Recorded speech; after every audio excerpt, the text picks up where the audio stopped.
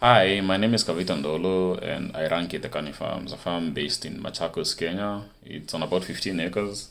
So we grow different things. So we grow animals, we grow fruits, and we grow vegetables. So for fruits, we have bananas, we have mangoes, and we have papayas. For vegetables, we have French beans, we have different types of greens, and we also grow pumpkins. And for animals, we do pigs. And we started our farm in 2020 and we mostly use solar for our irrigation. And we scaled up to a full blown commercial farm. We got a solar plant in 2020, about 8 panels that were able to pump for us around 5,000 liters per hour. And then after that, this year we have upgraded to another solar plant that's pumping 15,000 liters per hour. So one of the things that has happened to us is that it reduces the cost of pumping, especially with the fluctuation in fuel prices and also the cost of maintenance of pumps and also just the time taken and the logistics taken to do different things. And because of that, because we farm in an area that is most of the time really sunny, it has reduced cost for us and also increased a lot of production and enables us to do different crops that we not have done before because we not have had water for irrigation. There were a few barriers in purchasing the product. I think one of it was just information.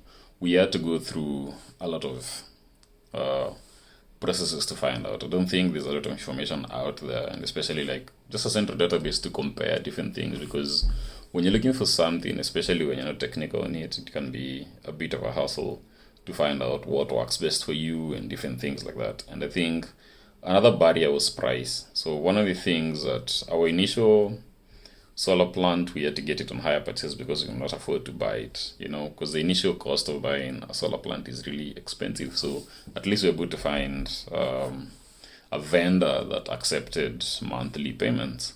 After that, the second time when we were really upgrading, we had to get some debt to finance that. So there's a huge financial barrier to access that and also a knowledge barrier.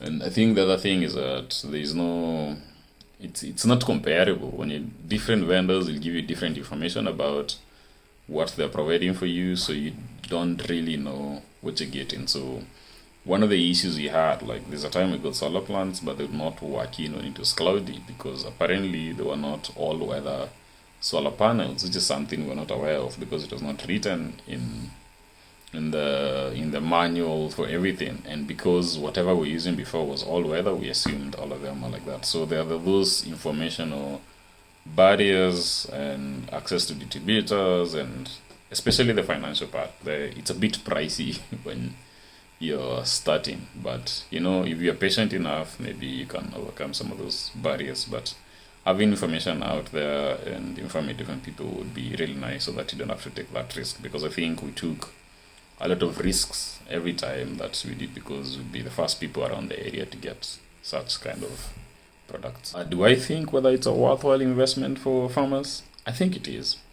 It's first of all, like the entire world is going green for one, and then second, the you don't need a lot of servicing, and you're able to recover the cost. It's one of those business decisions that you have to make. Is that, do you depend on fuel and generators that are going to run out, and sometimes you need servicing, and a lot of times the fuel prices will go high, and there's a chance that maybe your workers will steal some of your fuel, or your machine will get spoiled, or may get stolen, and that kind of thing. So with solar, I think it's a long-term solution that helps you to do things better because besides besides the initial cost, there are ways you can find to fund it. So if you're able to overcome some of those initial barriers to purchase and things like that, I would really recommend it for growing businesses and smallholder farmers.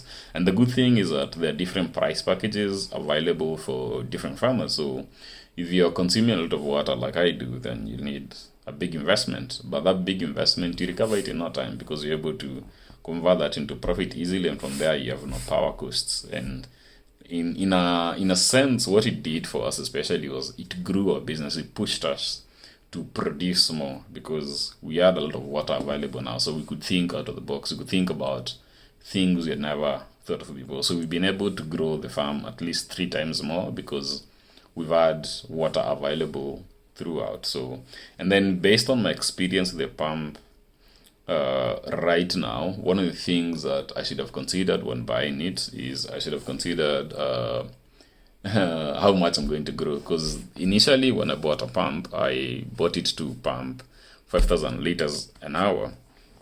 And after buying it, I realized it gave me an option to start expanding, and all of a sudden, my water needs were beyond what I needed. So I would advise people to not just buy a solar pump and a solar water system with your present needs. Project towards your future needs and invest towards that. Otherwise, you'll have to, reinvest and buy something new. So that is like the biggest lesson I've learned. And then I think the second one is like whichever producer you use or whichever distributor that you use for your solar panels, try to get someone that will actually walk with you throughout the journey. Someone that will be willing to come and help you when a few things are not working out and you're not fully familiar with it, because it's technical and you want someone who's available and someone who's going to give you support through it.